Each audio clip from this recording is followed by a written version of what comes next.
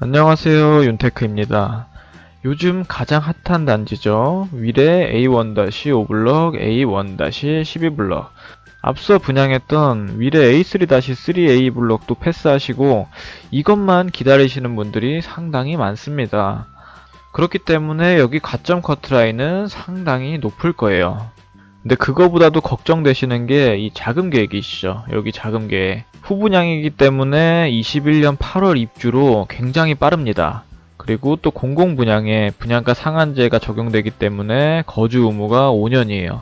이 두 가지 조건만 보게 된다면 왠지 자금이 많이 필요할 것 같으시잖아요. 오늘은 이러한 악조건 속에서도 어떻게 자금 계획을 세워야 하는지, 정말로 1억에서 2억 정도면 충분히 입주가 가능한지 알아보도록 하겠습니다. 자, 그럼 시작하겠습니다.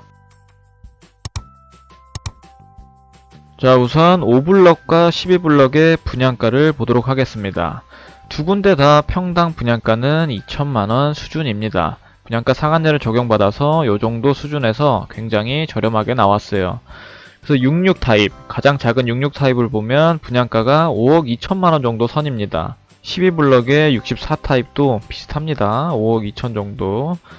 그 다음을 보시면은 70 타입이 5억 5천 정도, 75 타입이 6억 1천 정도, 여기 74 타입도 한 6억 조금 안 되네요. 6억 조금 안 되고, 그리고 80 타입은 6억 2천에서 6억 4천, 한 6억 3천 정도 되겠네요.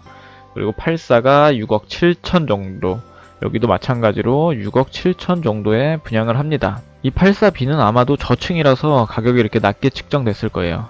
분양가는 이 정도에 분양을 하고 후분양이기 때문에 계약금 20% 먼저 내고, 그리고 중도금이 20%입니다. 보통은 잔금이 20%고 중도금이 60%인데 아무래도 후분양이기 때문에 중도금 20% 내고, 그리고 마지막에 잔금이 60%가 필요하게 됩니다.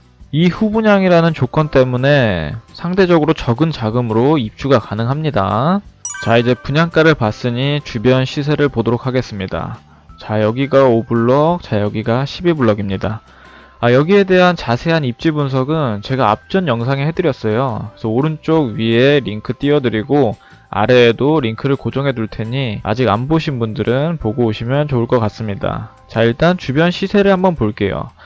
여기 장지천을 기준으로 아래가 남이래, 위에가 북이래입니다. 아무래도 남이래는 인프라도 다 갖춰있고, 그리고 상대적으로 교통이 불편한 위례에 위신선이 남이래에 들어오기 때문에 아무래도 남이래가 입지가 더 좋습니다. 그걸 감안하고 시세를 한번 보도록 하겠습니다. 일단 가장 가까이 있는 위례 2차 아이파크, 여기 35평 전용 84의 경우가 최근 실거래가가 14억 8천만원에 찍혔어요. 8층이. 최근도 아니죠. 계약일을 보면 7월 13일입니다. 지금 나오는 호가는 16억에 나와 있고요. 전용 84 기준에서 이 정도입니다. 여기 시세를 보수적으로 잡아보면 15억 정도로 볼 수 있지 않을까요? 일단 전용 84는 15억 정도로 잡아보겠습니다. 뭐 나중에 오를 수도 있고 내릴 수도 있지만 그냥 현재 가치 기준으로 보도록 하겠습니다. 자, 그리고 밑에 내려가서 송파 꿈의 그림 보겠습니다. 송파 꿈의 그림 같은 경우는 35평이 15억의 실거래가가 찍혔죠. 10월 31일에 15억이 실거래가로 찍혔습니다. 그래서 84는 15억으로 잡아도 괜찮을 것 같습니다. 여기 보시면 24평, 아까 가장 작은 평수가 한 25평 정도 됐거든요.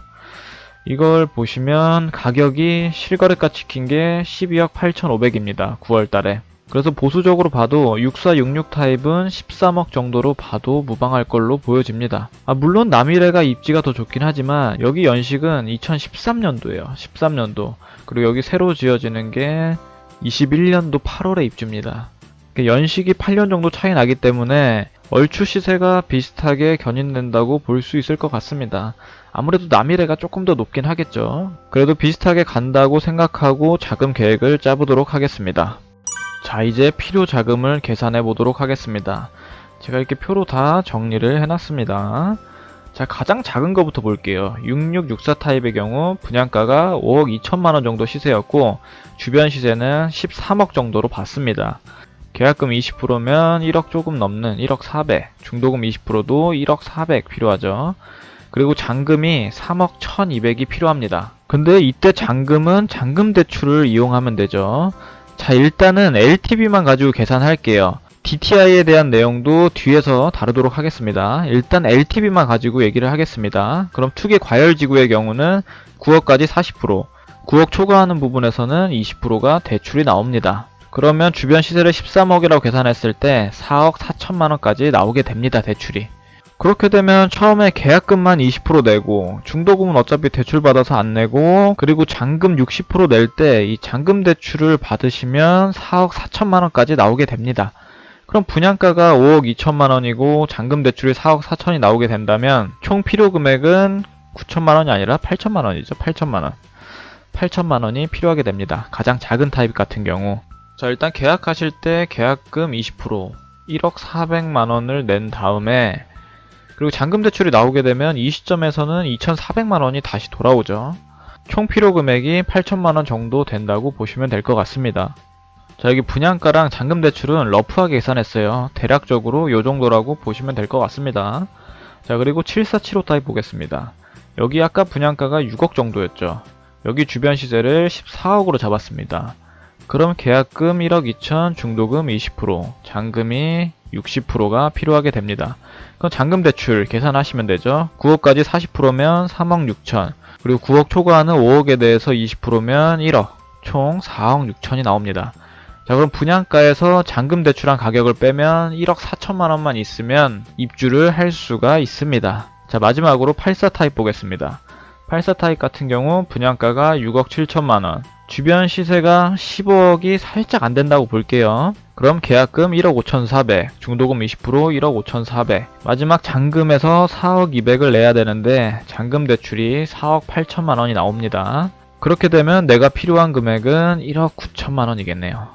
그래서 가장 작은 타입은 8천만원, 가장 큰 타입은 1억 9천만원 선에 내 가용자금만 있으면 입주가 가능합니다. 근데 이것도 리스크가 있어요. 투기과열지구에서 15억이 초과되면 대출이 한 푼도 안 나옵니다. 여기 84 타입 같은 경우는 15억 초과할 가능성이 있죠. 그렇게 초과하게 되면 전세도 맞출 수가 없고 입주도 할 수가 없게 됩니다.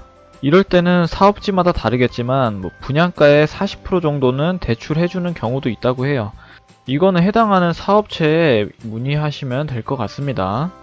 근데 이것도 몇 년 후의 일이라서 모를 수도 있어요. 자, 그래서 15억이 훌쩍 초과하게 되면 이것도 문제예요. 15억이 초과하면 이것도 문제가 될 수 있습니다. 근데 여기가 전매 제한이 걸려있기 때문에 KB 시세라는 건 존재할 수가 없어요. 그래서 보통 은행이 감정원에 의뢰를 합니다. 그 감정을 좀 해달라고. 그래서 이 15억이 크게 초과하지 않는 이상 웬만하면 감정가를 15억 아래로 잡아줍니다. 왜냐하면 은행의 주요 수입이 예대마진이잖아요. 그렇기 때문에 웬만하면 대출을 하고 싶어 할 거예요. 그래도 정 불안하신 분들은 그냥 작은 타입을 노려보시는 게 좋습니다. 아무래도 15억이 넘을 가능성은 얘가 가장 낮죠. 자금이 부족하시고 불안하신 분들은 이 작은 평형 노려보시면 좋을 것 같습니다. 자, 앞서서는 LTV 비율만 맞춰서 봤어요. 이 LTV란 주택을 담보로 돈을 빌릴 때 인정되는 자산가치의 비율이라고 보시면 돼요. 만약에 10억짜리 아파트에 4억 대출을 했으면 LTV가 40%인 거죠. 근데 주택담보대출에서는 LTV뿐만 아니라 DTI도 봅니다. DTI. LTV가 담보 설정된 게 주택이라고 하면 DTI는 개인의 총소득이라고 보시면 됩니다. 그래서 DTI는 현재 소득을 기준으로 대출을 상환할 수 있는 능력이라고 보시면 됩니다. 총 연소득분의 해당 주담대 연간 원리금 상환액, 내가 빌린 대출의 원금과 이자를 합한 금액이죠. 그리고 기타 부채의 연간 이자 상환액이라고 보시면 됩니다. 근데 이걸 좀 더 강화해서 요즘은 신 DTI를 적용한다고 합니다. 그래서 대출을 조금 더 보수적으로 계산해보고 싶으신 분들은 이거는 뭐 개인마다 다르기 때문에 은행을 가셔야 돼요. 은행을 가서 알아보셔야 되는데 DSR로 알아보시면 조금 더 보수적으로 대출이 얼마나 나오는지 알 수가 있습니다. 자, 여기서 보시면 투기 과열지구 같은 경우가 LTV가 40%, DTI가 40%죠. 그래서 이 기준을 충족을 하셔야 됩니다. 뭐 서민 실수요자 기준이 되면 50% 나옵니다. 자, 여기 부동산 계산기 닷컴에 들어오면 대략적으로 신DTI와 DSR을 계산을 할 수가 있습니다. 뭐 개인마다 다 다르기 때문에 뭐 간단하게 넣어보겠습니다. 만약에 연소득이 내가 5천만 원이다. 기타 부채는 없고 대출 금액을 뭐 4억을 빌리려고 한다. 대출 기간은 360개월, 30년으로 하고 대출 이율을 3%로 잡습니다. 그럼 신 DTI를 계산해보면 이렇게 퍼센티지가 나와요. 그래서 투기 과열지구의 경우는 이 40%보다 밑으로 나오셔야죠. 이런 식으로 간단하게 계산을 해보실 수 있고 가장 정확한 건 은행에 가서 계산을 해보시는 게 가장 좋습니다. 그렇게 해서 향후에 이런 잔금 대출을 계산하실 때는 LTV랑 DTI 모두 계산하셔서 보수적으로 접근을 하셔야 됩니다. 나중에 자금이 모자르면 그 SH에서 기본 예금이자만 주고 다시 가져가요. 그래서 아까 표도 참고하시고 은행에 꼭 문의해 보신 다음에 자금 계획을 잘 세워 보시길 바랍니다. 자, 위례 5블럭과 12블럭 자금 계획은 여기까지 하도록 하겠습니다. 오늘 내용이 도움이 되셨다면 구독과 좋아요 부탁드립니다. 감사합니다.